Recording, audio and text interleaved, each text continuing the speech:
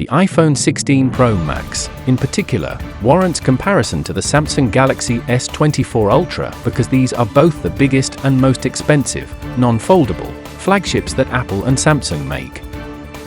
Both phones have the same starting price and similarities across the board regarding specs and features, but two very divergent mobile operating systems and a couple other bells and whistles make for some pretty big differences, too.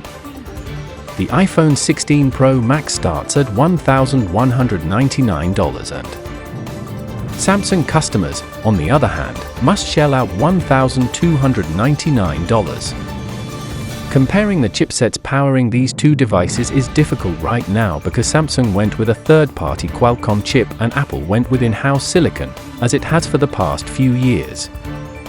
It's also difficult because the iPhone 16 Pro Max isn't out yet, so we can't say which phone performs better right now.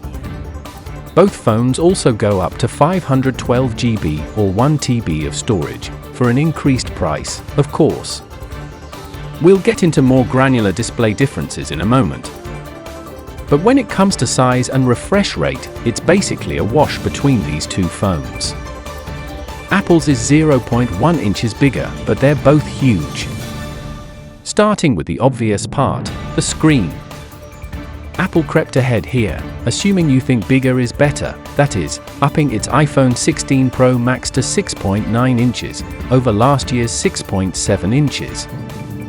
At 6.8 inches, the S24 Ultra is ever so slightly smaller than Apple's phone, but I can't imagine you'd ever notice that 0.1 inch difference.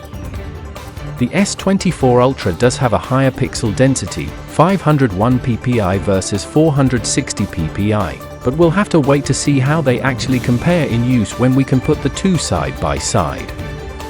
Samsung's phone is powered by a Qualcomm Snapdragon 8 Gen 3 chip, while Apple's phone runs on its own in-house silicon. In this case, a brand new A18 Pro chip, which Apple promises will deliver better power efficiency and performance for gaming and AI. Given that the iPhones consistently dominate benchmarks, especially graphics ones, it's fair to assume that the new chip will be a powerhouse. But it'll certainly be interesting to see how the scores stack up.